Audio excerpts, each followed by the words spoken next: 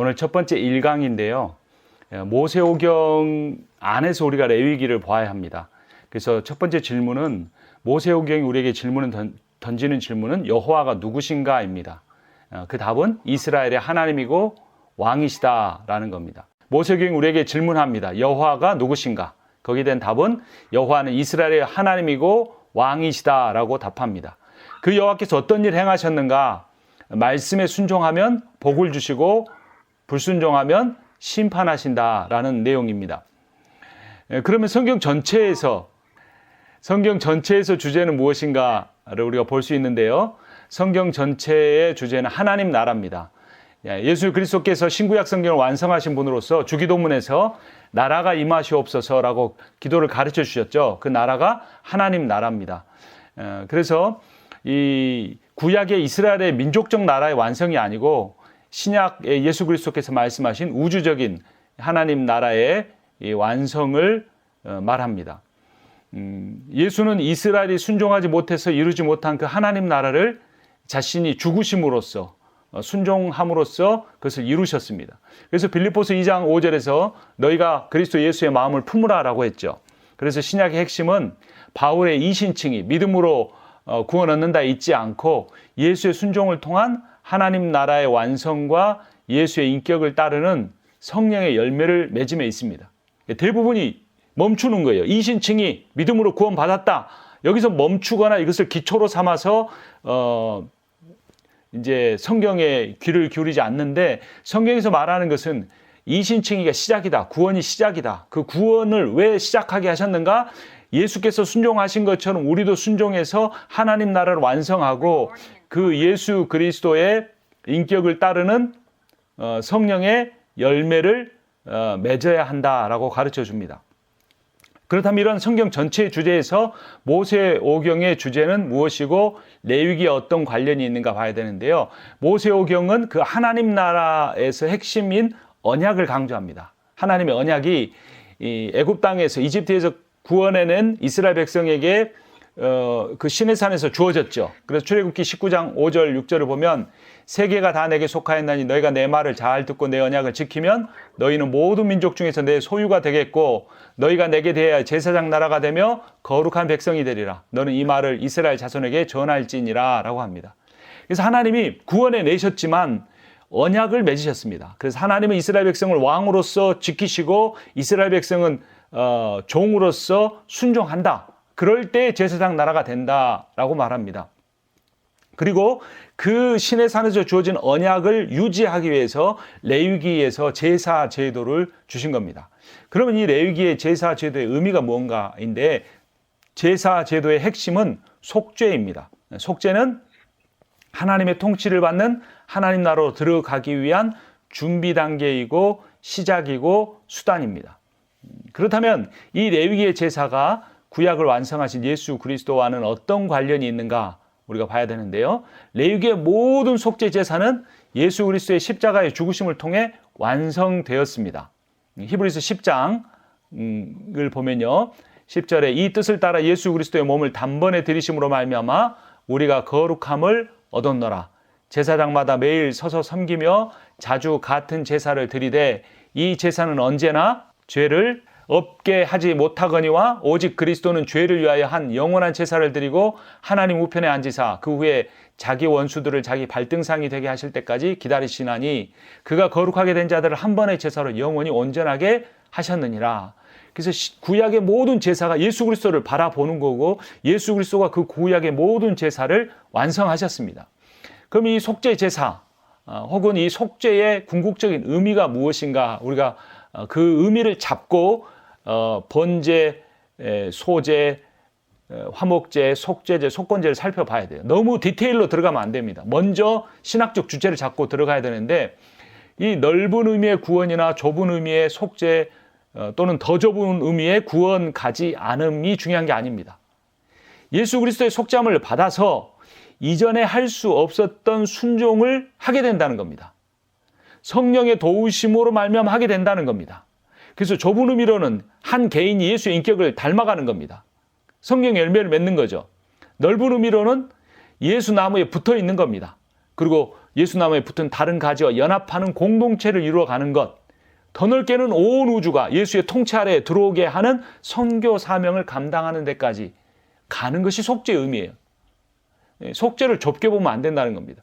자, 그러면 이렇게 이 레위기의 제사가 이런 의미를 갖고 예수에 의해 성취되었는데, 모세오경 안에서의 레위기의 역할과 주제는 뭘까 생각해 봐야 되는데요. 모세오경은 창출 레민신, 지금 모든 유대인들, 유대교에서 강조하는 건 이 모세오경이죠. 당시에도 그랬죠. 오경이 가장 중요합니다. 이 창세기가 두 부분으로 나뉘는데요. 1장부터 11장까지는 우주의 창조의 기원, 그리고 하나님이 그들과 맺으신 언약, 그다음에 12장부터 50장까지는 이스라엘을 창조하신 하나님, 이스라엘 창조했다는 건 아브라함을 부르시고 야곱을 12지파의 족장으로 삼으셨다는 거죠. 그리고 하나님께서 아브라함도 이삭도 야곱과도 언약을 맺으셨죠. 그런데 이 창세기 12장에 아브라함을 부르셔서 이스라엘을 창조하시고 언약 맺으신 사건은 아브라함이 시작해서 출애굽기에서 시내산에서 모세와 연결되어서 이스라엘 백성과도 연결이 되는 겁니다. 그래서 모세오경을 크게 두 부분으로 나누면 창세기 1장부터 11장, 창세기 12장부터 신명기 마지막 장까지가 되는데요. 이걸 또 부분적으로 보면 창세기는 부르심이에요. 하나님이 아브라함을 택하시고 부르셨다라는 거죠. 하나님이 노아를 택하고 부르셨다 이거죠. 근데 부르심 그들을 어떻게 하는가? 그들을 의롭다 칭하시는 겁니다. 그거를 이제 이집트에서 나오기 전에 제사를 드림으로써, 제사를 드린 게 아니라 그 어린 양을 잡아서 문설주에 바름으로써 의롭다함을 받았죠. 그리고 약간만 더 위로 올려주시겠습니까? 표가 보이게. 그리고 레위기에서 거룩의 성화 단계를 가게 됩니다. 거룩의 성화, 그 거룩을 계속 유지하고 만들어가는 위쪽의 표를 보여주시면 감사하겠습니다. 그래서 출애굽기에서는 구속의 이 칭의를 하고, 레위기에서 거룩, 성화를 이루어가게 하고, 민수기에서는 이미 성화된 그들이 견인해가는 하나님께서, 그들이 실패하고 넘어지고 불순종하지만 그들 계속해서 때로는 징계하시고 또 말씀을 주시고 기적을 통해서 그들을 이끌고 견인하는 거죠. 그리고 신명기에서는 마지막 영화, 가나안 땅에 들어가기 위해서 마지막 교훈, 다시 율법명, 율법을 다시 주는, 언약을 다시 맺는 일을 하시는 겁니다. 그래서 창출 레미신이 창조, 구속, 거룩, 인도, 교훈인데요. 조금 더 밑으로 내리셔서 이스라엘의 창조와 구조에 대해서 자세히 우리가 살펴보도록 하겠습니다. 조금만 더 내려주시겠어요? 출애굽기 1장에서 12장은 이제 애굽에서 노예로 살았던 400년의 기간이죠. 출애굽기 13장에 18장은 광야로 나아가는, 홍해를 건너서 광야로 나아가는, 그리고 전쟁을 치르는 2개월간의 기간입니다. 320km를 전진했고요. 지도까지 보이게 조금만 더 내려주세요. 출애굽기 19장이 40장은 신명기의 시내산에 도착해서 율법을 받고 언약을 맺고 성막을 짓는 그런 이야기가 나옵니다. 여기서 10개월을 이제 보내게 되죠. 출애굽기 19장 1절부터 마지막 40장 17절에 성막이 완성되기까지. 그리고 레위기 1장부터 27장에 그러니까 성막이 완성된 뒤에 딱 1개월 동안 이 완성된 이 성막에서 어떻게 제사를 드릴 것인가, 이제 오늘 우리가 이제 4주 동안 살펴볼 레위기의 말씀이 주어졌습니다. 그리고 1개월 뒤에 군사로서 다 계수하고 숫자를 세서 민수기의 1장에서 계수하고 10장 11절에서 시내산을 향해 출발해 가는 내용이고요. 그것이 이제 밑에 지도로 조금 표현이 되어 있는데 나중에 여러분들 시간이 나실 때 보시기 바랍니다. 조금 더 다음 페이지로 가보겠습니다. 그래서 이 거룩과 또 성과 속이 구별되는 건데요. 성막 가운데가 거룩한 곳, 또 그 성막 주변에 레위 자손들, 므라리, 게스론, 고핫, 모세, 아론이 또 있고 가장 바깥에 12지파가 있는 거죠. 또 성막 안도 이런 구조로 볼 수 있습니다. 성소라고 하는 울타리가 있고 그 안에 이제 뜰이 있는 거죠. 그리고 그 안으로 들어가면 성소가 있고 성소보다 더 거룩한 것은 지성소가 있고, 이렇게 3단계의 모습을 보여줍니다. 자, 더 밑으로 가서 표를 보면은 이제 하나님께서 이스라엘 백성들을 부르셨을 때도 똑같은 일이 있었습니다. 산 정상에서 모세가 하나님을 가까이 만나고 그 밑에는 이제 그 산 중턱에 백성의 대표들이 있고 아주 밑에는 산 기슭에 백성들이 기다리고 있는 이런 3단계. 이게 지성소와 성소와 마당의 뜰, 백성들로 나타나고, 또 그 성소 안에 이 물건들로 보면 가장 거룩한 것은 법궤, 그 다음에 향단과 떡상과 촛대가 있고 가장 바깥에 그 성소 안으로 들어오기 전에는 번제와 물두멍이 있는 이렇게 3단계의 구조, 거룩의 구조를 볼 수 있습니다. 그때 이렇게 동그란 그 표가 그림이 있죠. 그걸 약간 더 밑으로 보여주시면 이제 온 인류가 있는데 그 인류 안에 이스라엘이라고 하는 선택된 백성이 있고 이스라엘 백성들 중에서도 제사장이라고 하는 가장 거룩한 사람들이 있습니다. 사람에게 등급이 매겨졌어요. 동물도 마찬가지입니다. 모든 하나님이 만드신 짐승들이 있고 그 안에 정결한 짐승이 있고 그 안에는 하나님의 바쳐지는 희생 짐승이 있습니다. 이게 동물의 거룩의 등급이죠. 공간에도 거룩의 등급이 있습니다. 모든 땅이 다 하나님의 땅인데 이스라엘의 땅, 가나안이 있고 이스라엘 땅 중에서도 예루살렘 성전이전 성소가 있는 곳이 있죠.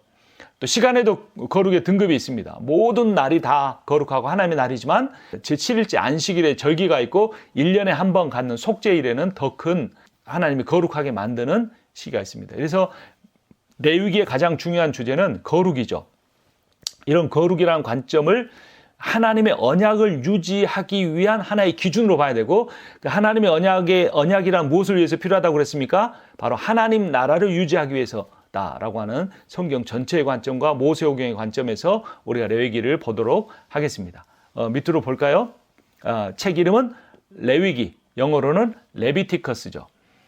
레비티커스는 이제 레위 지파를 이제 가리키는 용어죠. 그런데 이 레위기라는 제목은 70인경이 준 겁니다.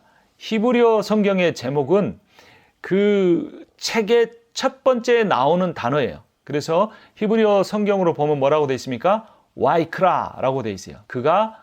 그리고 그가 부르셨다. 레위기 1장 1절을 보면 여호와께서 해막에서 모세를 부르시고 그에게 말씀하여 이르시되라고 하죠. 성막을 완성한 뒤에 아까 한 달을 보내면서 이 말씀을 들었다 그랬죠.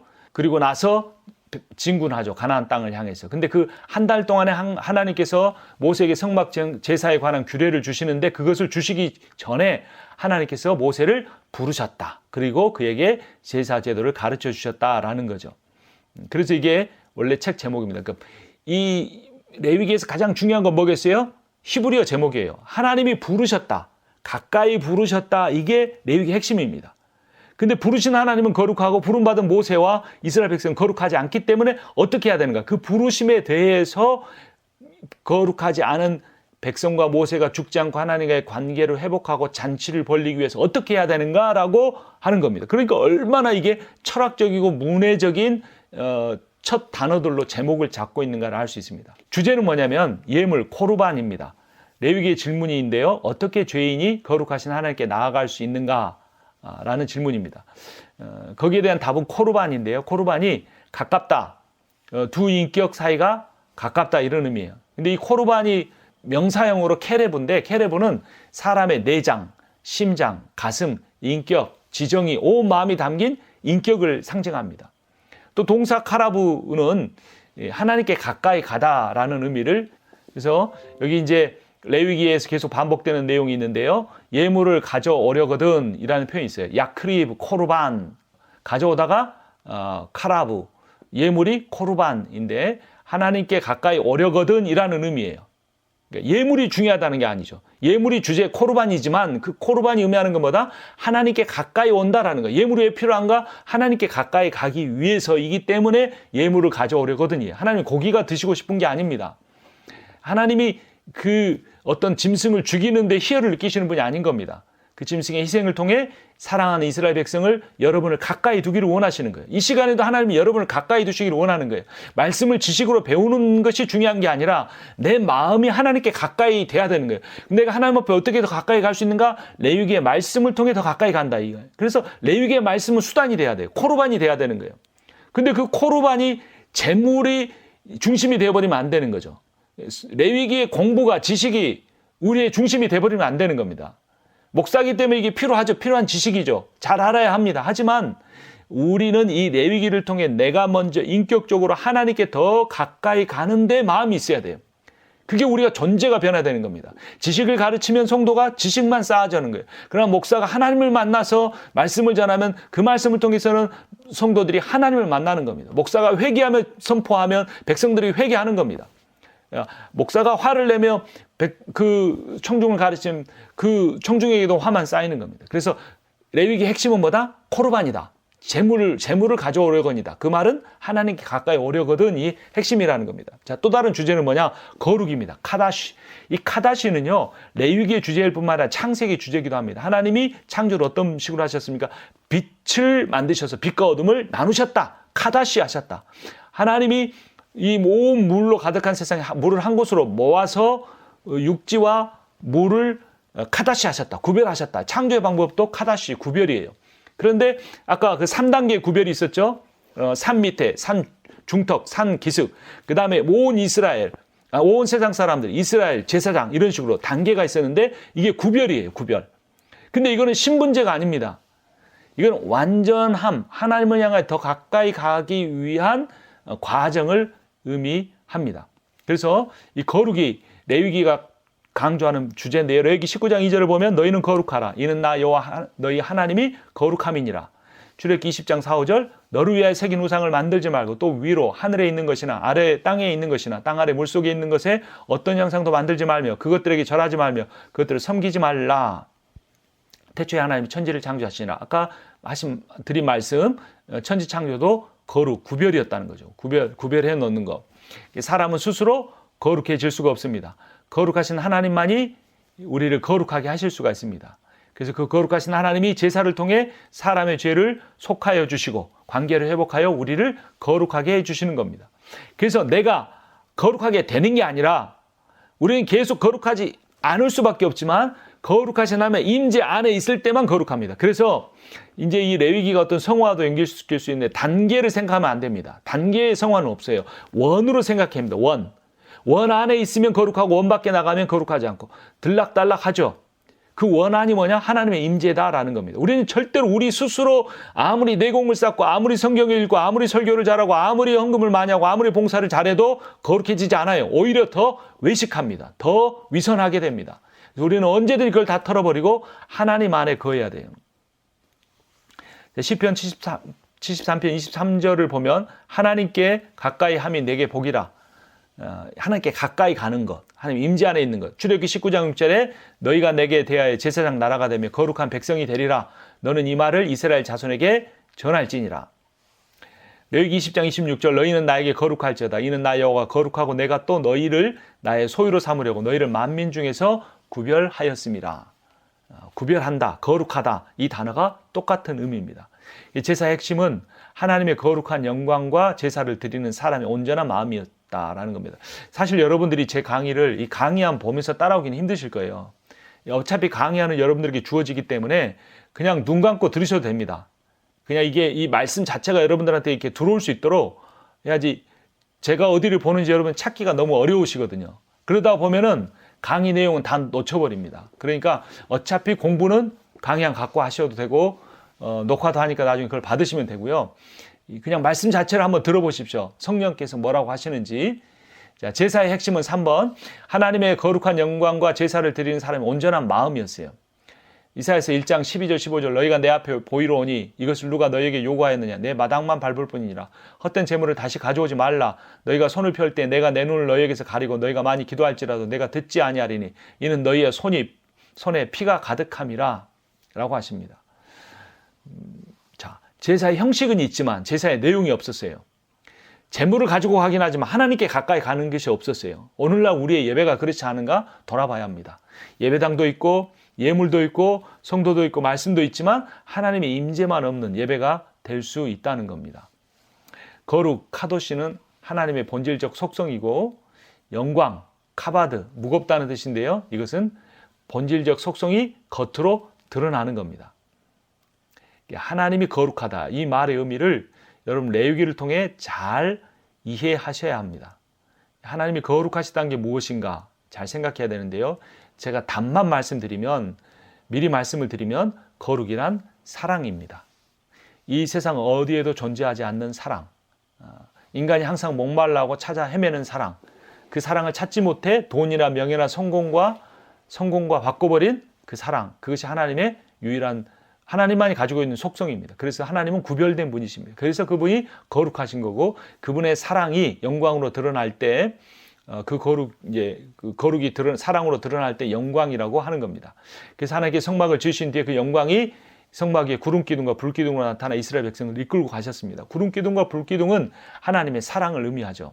그러나 그 사랑이 받아들이지 않을 때 심판이 됩니다. 정의가 우리에게 임하여 우리가 심판을 당하게 됩니다.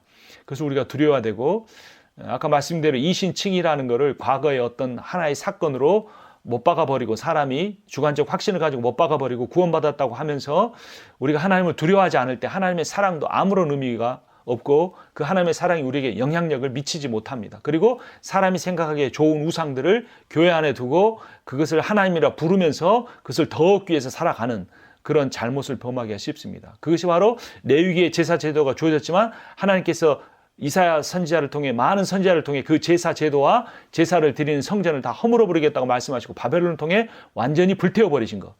다시 헤롯이 지어놓은 그 성전을 예수께서 예언하신 대로 로마에 의해서 완전히 불태워버린 걸 기억하시고, 오늘날 우리가 아무리 화려한 예배당을 짓고 아무리 멋진 프로그램을 쌓고 컨텐츠를 가지고 아무리 멋진 설교를 해도 하나님께 불타버리는 그런 것들이 될 수 있다는 것을 우리가 기억해야 합니다.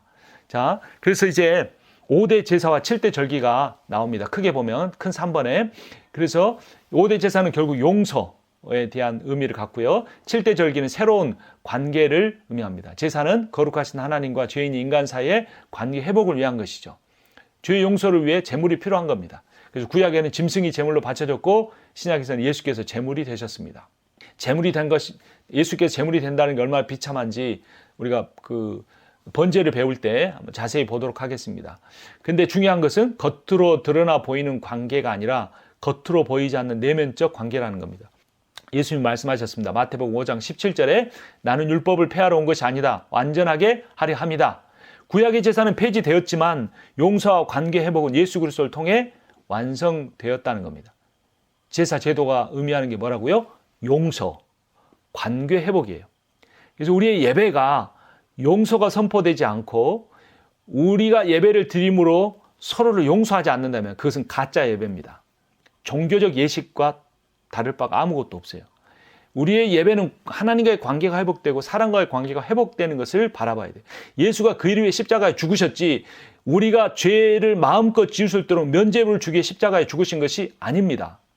그 부분을 오해하면 안 됩니다. 내가 받은 구원이라고 확신하면 안 되는 거죠. 왜냐하면 성경에서 말하는 구원의 확신은 구원받은 사람에게 확신을 준 거예요. 근데 구원을 못 받은 사람일 수 있는데 그 구원 확신을 가지고 네가 지금은 그러지만 어쨌든 하나님 너를 구원하실 거다, 이렇게 쉽게 이야기할 수 없습니다. 쉽게 어떤 사람이 구원받지 못했다고 말해도 안 되고 어떤 사람이 쉽게 구원받았다고 말할 수도 없는 겁니다. 자, 레위기의 배경과 시간은 무엇인지 시내산이죠. 그리고 아까 한 달 동안 받았다 그랬죠. 그 한 달 앞과 전에 뭐가 있었다고요? 한 달이 시작하는 시점에 성막이 완성됐고, 한 달이 끝난 시점에 이스라엘 백성이 이제 광야를 향해 나아가는 민수기가 시작되는 부분이라고 말씀드렸습니다. 자, 구절을 보면 1장부터 17장까지 제사장 나라가 되는 법이죠. 하나님께 나아가는 것, 제사법에 관한 게 나오고요. 18장부터 27장까지는 거룩한 백성으로 사는 방법, 하나님과 동행하는 삶, 윤리가 나옵니다. 이게 정말 놀랍죠. 사도 바울도 항상 서신을 쓸 때 앞에서는 복음을 선포합니다. 선언하죠. 그리고 뒤에 가서는 그런 복음에 따라 우리가 어떻게 살 것인가를 말하는 것처럼 출애굽기도 그런 동일한 구조를 가지고 있습니다. 그래서 제사를 통해 하나님께 나아가는 목적이 뭔가? 윤리를 위한 거예요. 거룩하신 하나님을 닮아 거룩한 삶을 살기 위함이라는 겁니다. 하나님을 닮는 게 목적이에요. 이신칭의는 시작이라는 겁니다. 시작도 안 했는데 그 시작을 끝으로 알고 하나님 닮는 거를 강조하지 않아요. 율법을 말하는 게 아닙니다. 행위로 구원받자는 의미가 아니에요. 진정한 목적이 뭔지, 신앙의 방향성이 뭔지, 구원의 의미가 뭔지를 우리가 알아야 되는 겁니다. 제사의 목적이 거룩한 개인과 거룩한 공동체를 재창조하기 위함이다라는 거예요. 개인만 아니라 공동체. 오늘날 우리들의 신앙생활의 가장 큰 문제는 개인주의예요. 세속적인 가치관이 교회 안에 들어온 거죠. 또 하나는 뭡니까? 조금 더 강조되면 교회, 우리 공동체라고 하는 이기적인 단체가 생기는 겁니다. 그래서 어떤 세상의 단체들처럼 더 커지려고 하고 더 힘을 가지려고 하고 그것을 하나님이 복이다, 전도다, 선교라는 이름으로 포장하고 결국 그 문제들이 나타납니다. 그리고 그 종교화된 교회나 종교화된 교단이 조금이라도 위축을 받게 되면 정치적인 행동까지 하게 되죠. 그리고 그걸 복음으로 뭐 예수의 이름으로 막 합니다. 그런데 사실 예수께서 전하려고 하셨던 정의와 공의, 공평, 사랑, 긍휼, 자비 이런 것은 그리스도인들이 참 강조하지 않습니다. 저는 미국에서 목회하다 보니까 더 그런지 모르지만 이민자들이 갖는 가장 큰 속성이 뭡니까? 돈입니다. 돈. 그리고 그 돈을 더 벌게 해주는 정치인을 하나님의 사람이라고 말합니다. 그게 아니다, 맞다라는 토론을 하려는 게 아니라 머리끝부터 온몸에 들어와 있는 게 돈이 복이고 하나님 복 주시는 분이다. 구원은 이미 내가 옛날에 따놓은 거고 내가 그 돈 잘 버는 복 받고 건강한 복 받아가지고 그것 일부를 가지고 하나님 앞에 또 바치면 그거 가지고 죽은 뒤에 하늘나라 가서 또 상급을 받는다. 그렇게 가르치지 않는지는 모르지만 많은 사람들이 그렇게 갖고 있어요. 저는 목회만 하는 게 아니라 월요일부터 금요일까지 아침 7시에 나가서 저녁 7시에 돌아오는 풀타임 사역을 합니다. 이 미국에서 가장 큰 곳이 LA 다운타운 자바시장인데 그리고 그 인근에 있는 어떤 큰 기업들을 다니면서 제가 세일즈하는 일을 하는데요. 크리스찬들을 많이 만납니다. 크리스찬이 탈법을 더 많이 합니다. 크리스찬들이 그리고 그 탈법을 통해 얻은 돈을 하나님 주신 복이라고 말합니다. 그리고 그 일부를 교회에다가 바치면 목사님이 그 사람을 더 축복을 해주고 그런 사람이 권사가 되고 장로가 되고 사회에서는 욕을 얻어먹고 감옥에도 갑니다. 그래도 회개하지 않아요. 그리고 이제 그것이 사회 밖에서만 아니라 교회 안에서까지 파당이 만들어주고 어떤 사람이 장로가 되고 어떤 사람이 장로가 안 되게 하기 위해서 어떤 사람을 이번에 새 위임 목사로 세우고 어떤 파에서 미는 사람이 되게 하기 위해서 수없는 싸움이 일어나고 있습니다. 제가 너무 교회를 부정적으로 보는 것 같지만 아름다운 일도 많죠. 이민 와서 힘들게 산 그 물질을 헌금해서 예배당을 세우고 2세를 교육하고 하나님의 나라를 위해서 새벽부터 기도하는 것도 중요하지만 그 안에 뿌리 깊게 담겨져 있는 그 생각이 내가 잘 되는 것이 아니라 거룩한 공동체를 재창조하기 위함이라는 것을 알아야 하는 겁니다. 그래서 사무엘이 사울에게 순종이 제사보다 낫다고 합니다. 조금 있다가 다윗의 제사와 사울의 제사가 어떻게 다른지를 보여드리겠습니다. 그리고 호세아도 제사보다 하나님의 말씀을 듣고 순종함이 낫다고 호세아 6장 6절에서 분명히 말했습니다. 자, 내용을 이제 그 표로 잠깐 보면요. 1장에서 5장은 5대 제사, 6장에서 7장은 제사 후에 어떻게 처리할 것인가에 대한 건데요. 번제를 들어가기 전에 간략하게 내용을 좀 보면 번제는 다 태우는 것을 의미합니다. 온전한 헌신이죠. 그리고 하나님께 순종하기 위한 헌신. 그리고 이 헌신은 하나님에 대한 절대적인 신뢰에서 나오는 겁니다. 자, 소제는 곡식 제사인데요. 감사와 맡김이라는 의미를 갖습니다. 그리고 화목제는 나눔과 교제. 속죄제는 죄사함과 정결, 성결이라고 할 수 있습니다. 속건제는 피해를 보상해 주는 것을 의미합니다. 근데 이걸 예수 그리스도의 삶으로 공생의 사역으로 볼 때 번제는 뭐냐면 예수님 공생의 사역 내내 하나님 말씀에 순종하고 결국 겟세마네 동산에서 정말 이 잔을 내게서 지나가게 해달라. 십자가에 죽는 길만큼 피하게 해달라 기도했지만 하나님 말씀에 순종한 거죠. 거기까지가 번제죠. 자신을 태우기로 다 했고 그러고 나서 어떻게 합니까? 제자들의 발을 씻어주는 맡김을 행위를 하십니다. 그리고 떡과 잔을 나누시는 게 화목제, 나눔과 교제를 의미하고요. 그 다음에 이제 십자가의 다음 날 죽으시죠. 속죄, 죄사함과 정결의 일을 하시고 부활하십니다. 그 부활을 통해 모든 사망, 죄의 권세를 이기심으로 피해 보상을 이제 하시는 그런 사단에게 빼앗긴 백성들을 다 찾아오는 그런 일을 하십니다. 그래서 예수 그리스도를 통해 이 5대 제사가 어떻게 회복되었는가를 표로 봤고요. 이제 1장 번제를 보도록 하겠습니다. 여러분 이제 성경 이 본문 레위기 1장은 여기에 나와 있지 않습니다. 그래서 제가 이따금 성경을 볼 때 여러분도 성경을 같이 보시면서 따라오시면 되겠습니다. 자, 번제는 올라라고 하는 뜻인데요. 이 번제의 제물이 무엇인지 1장 1절 한번 보겠습니다. 여호와께서 회막에서 모세를 부르시고 그에게 말씀하여 이르시되 부르시고 와이크라 이게 제목이라 그랬죠. 2절에 이스라엘 자손에게 말하여 이르라 너희 중에 누구든지 여호와께 예물을 드리려거든 가축 중에서 소나 양으로 예물을 드릴지니라. 가축이라고 했죠. 근데 다른 성경 옛날 그 성경에서는 뭐라고 돼 있냐면 짐승이라고 돼 있습니다. 이걸 바꿔서 잘 번역한 거죠. 베헤마는 야생 동물이 아니고 집에서 키운 그러한 동물입니다. 그래서 한순간의 노력이 아닌 일상이 반영된 제사를 의미합니다. 경제적 형편에 따라 다른 예물을 드릴 수 있었습니다. 1절에서 9절은 숫소, 10절에서 13절은 순양, 14절에서 17절은 산비둘기. 집에서 유일하게 기르던 새가 산비둘기였는데요. 그러니까 이게 산비둘기가 오면 집비둘기가 되겠죠. 두 개 다 바칠 수가 있었습니다. 오병이어가 생각납니다. 그래서 부자는 숫소, 중산층은 순양, 가난한 사람 산비둘기 바칠 수 있었습니다. 하나님은 그것을 똑같이 받으셨습니다. 아니, 하나님은 가난한 자의 작은 예물을 더 귀하게 여기십니다. 어린아이가 가져온 오병이어, 가장 서민이 먹는 그 도시락을 가지고 2만 명이나 되는 남녀노소를 다 먹이신 주님. 왜냐하면 적은 것을, 모든 적은 걸 바친 사람이 겸손하고 그 겸손한 사람의 적은 예물을 통해 기적이 일어날 때 하나님의 영광이 더 나타나기 때문입니다. 자기가 부자고 권세가 있어서 교회를 섬기면 교만하기가 참 쉬워요. 부자가 되지 말라는 말이 아니라 부자가 될수록 두렵고 떨림으로 자기의 구원을 이루어 가야죠. 왜냐하면 더 구원받기 힘드니까. 자, 3절에 보면, 3절을 읽습니다. 그 예물이 소의 번제이면 흠없는 숫것으로 회막문에서 여호와 앞에 기쁘게 받으시도록 드릴지니라. 뭐가 없어야 한다고 합니까? 흠이 없어야 한다. 흠이 없어야 돼요. 말라기 1장 8절. 완전히 이스라엘 백성들이 다 망해서 바벨론을 끌려가서 70년 동안이나 살다가 다시 와서 겨우 성전을 지어놨는데 어떤 일이 일어납니까? 8절에 만군의 여호와가 이루노라. 너희가 눈먼 희생 제물을 바치는 것이 어찌 악하지 아니하며 저는 것 병든 것을 드리는 것이 어찌 악하지 아니하냐. 이제 그것을 너희 총독에게 드려보라. 그가 너를 기뻐하겠으며 너를 받아주겠느냐? 만군의 여호와가 이루노라. 너희는 나 하나님께 은혜를 구하면서 우리를 불쌍히 여기소서 하여 보라. 너희가 이같이 행하였으니 내가 너희 중에 하나님들 받겠느냐?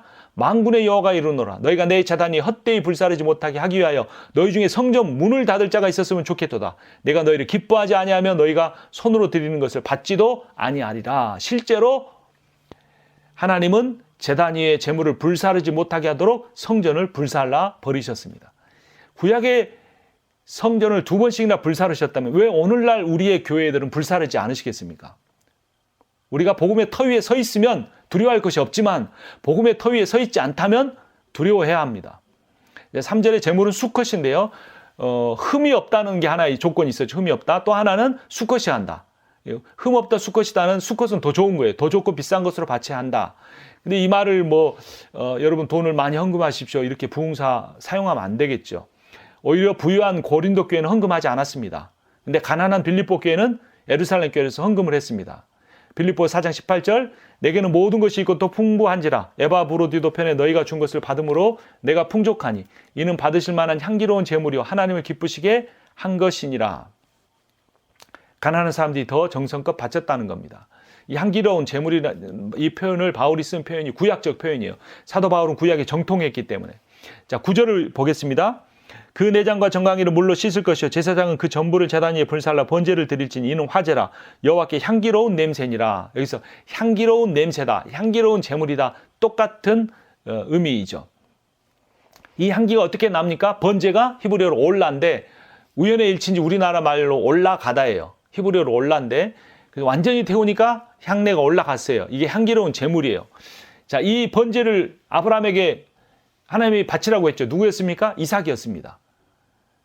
하나님은 정말 무서운 분입니다. 여러분, 모든 걸 바치라는 게 아니 자기 자신보다 더 귀한 걸 바치라는 거예요. 근데 아브라함은 인신 제사를 드린 게 아닙니다. 신뢰의 제사를 드렸습니다. 로마서 14장 16절 뒷부분 아브라함의 믿음에 속한 자에게도 그러하니 아브라함은 우리 모든 사람의 조상이라. 기록된 바 내가 너를 많은 민족의 조상으로 세웠다 하신 것 같으니 그가 믿은 바 하나님은 죽은 자를 살리시며 없는 것을 있는 것으로 부르시는 이신이라.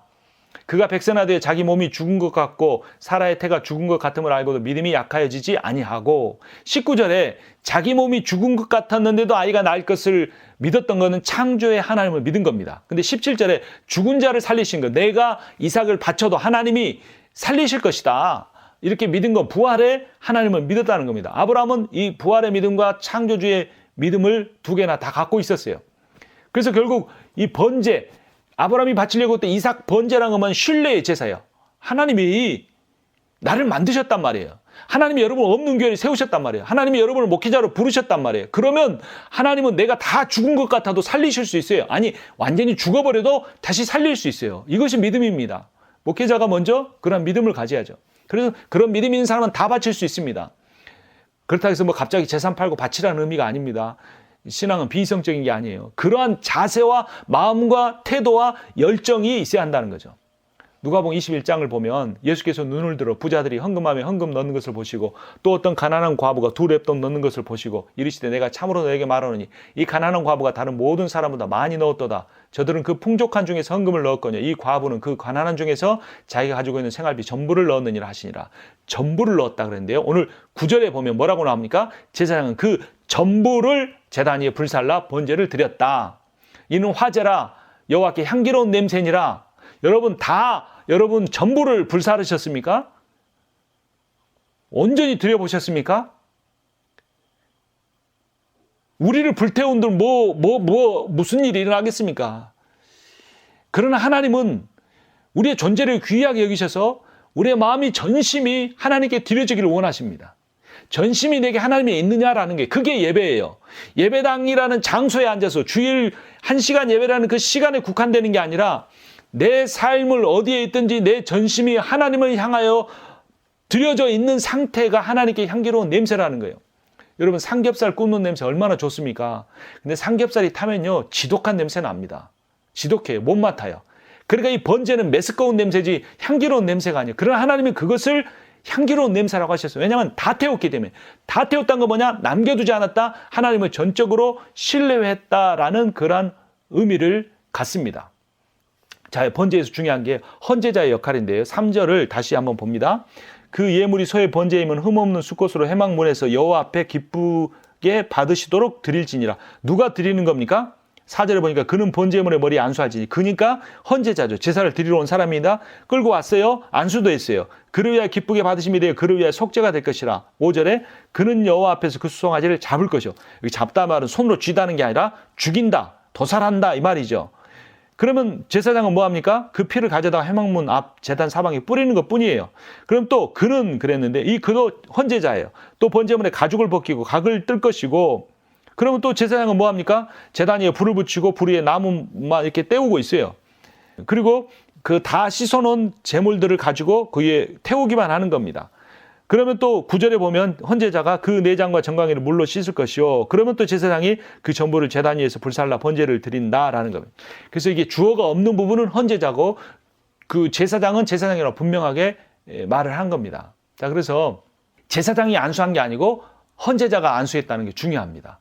이 안수할 때 한 손 안수가 있고 두 손 안수가 있는데 한 손 안수는 아이덴티피케이션. 그래서 이 안수를 하면서 뭐 어떻게 되는 겁니까? 이 제물이 납니다. 아이덴티피케이션. 동일화가 되는 거예요. 갈라디아서 2장 20절 내가 그리스도와 함께 십자가에 못 박혔나니 그런즉 이제는 내가 사는 것이 아니오 오직 내 안에 그리스도께서 사시는 것이라. 이제 내가 육체 가운데 사는 것은 나를 사랑하사 나를 위하여 자기 자신을 버리신 하나님의 아들을 믿는 믿음 안에 사는 것이니라. 그리스도와 함께 십자가에 못 박힌다. 그리스도가 혼자 갈보리 산이에 못 박히신 걸 내가 머리로 믿는 게 아니라 함께 못 박혀야 되는 거예요. 예수가 못 박혔다고만 믿는 것은 참 믿음이 아니에요. 예수를 신뢰해서 예수가 나를 다시 살리실 걸 믿어서 예수 함께 못 박혀 죽는 거예요. 내 경험, 내 세계관, 내 욕심, 내 야망, 어떤 모든 것들이 죽는 것이 예수와 나의 아이덴티피케이션이에요. 구약시대 때는 제물과 헌제자가 하나의 아이덴티피케이션을 가졌는데 이제는 영원한 제물이 되신 예수 그리스도와 내가 하나가 되는 아이덴티피케이션이 있어야 된다는 거예요. 두 손으로 하는 경우는 트랜스퍼, 죄의 전가입니다. 레위기 16장 21절 아론은 그의 두 손으로 살아있는 염소의 머리에 안수하여 이스라엘 자손의 모든 불의와 그 범한 모든 죄를 아뢰고 그 죄를 염소의 머리에 두어 미리 정한 사람에게 맡겨 광야로 보낼지니. 여기서 안수는 사마크인데요. 가볍게 손을 얻는 게 아니라 힘을 줘서 꽉 누르는 겁니다. 마치 내가 몸이 앞으로 넘어지려고 하는데 안 넘어지기 위해서 꽉 잡고 붙드는 것처럼 힘을 줘서 누르는 겁니다. 뭐 그래봐야 송아지가 뭐 끄떡도 안 하겠죠. 하지만 나는 온 힘을 당하여 이렇게 두 손으로 꽉 잡는 겁니다. 그래서 역시 이제 그 뒤의 내용은 그 도살하고 가죽을 벗기고 고기를 발라내는 일을 하는 겁니다. 그래서 이 번제에서는 두 가지가 있었죠. 뭡니까? 나와 그 제물의 아이덴티피케이션, 동일시하는 거. 그리고 내 죄가 그에게 트랜스퍼 되는 거. 그러고 나서 이제 그 제물만 죽고 나는 사는 거죠. 근데 그때에 잘 됐네, 나는 안 죽었네, 제물만 죽었네, 이거 괜찮네, 이게 아니라는 겁니다. 죄를 트랜스퍼 하기 전에 뭐가 있었어요? 제물과 내가 아이덴티피케이션이 됐단 말이에요. 그러니까 그 죄가 그 제물이 죽는 처참한 게 완전히 그 자기가 죽는 것 같이 똑같이 느끼게 되는 거예요. 이게 죽음을 경험하는 거예요. 제사 드리러 가서. 그냥 이렇게 옛날 닭 모가지 비틀, 아이고 모가지 어떻게 비틀지, 이 정도가 아니라는 거예요. 자기가 죽는 거예요. 그러기 위해서 제사장이 하지 않고 헌제자가 직접 다 했어요. 오감을 사용하는 예배, 시각, 그 짐승이 붉은 피, 그 목에 있는 동맥을 끊을 거 아닙니까? 그런 피가 팍 보일 때 그 선혈이 낭자한 게 눈으로 보죠. 그다음에 청각, 그 소나 염소가 우멍 하고 죽는 그 소리가, 그리고 그 각을 뜰 때 처벅처벅, 그거 얼마나 세게 쳐야 그게 잘나지. 그 청각, 후각, 피비린내, 촉각, 그 물컹한 느낌, 뜨거운 피의 느낌, 그 다음에 영감의 이 오감이 사용되는 제사였어요. 오늘날 예배는 어떻습니까? 일상 예배가 되고 있습니까? 현대교회 예배는 관람 비슷할 수 있습니다. 그 관람도 뭐 중심입니까? 설교 중심의 그런 예배가 되고 있습니다. 그래서 우리의 예배가 바뀌어져야 돼요. 예배가 나를 위하여 십자가에 죽으신 예수 그리스도와 아이덴티피케이션이 이루어지고 나의 죄가 다시 예수에게 트랜스퍼되는 그 광경, 그리고 그 제물이신 예수 그리스도가 죽으심을 통해 내가 완전히 죽어서 새 사람을 받아 성령에 충만하여 나아갈 수 있도록 해야 돼요. 이건 설교 중심의 예배나 편안한 의자에 앉아서 아름다운 음악을 듣고 눈물을 흘릴 수 있는 어떤 그런 찬양을 몇 곡 부른 다음에 떠나는 그런 예배가 돼서는 안 된다는 겁니다.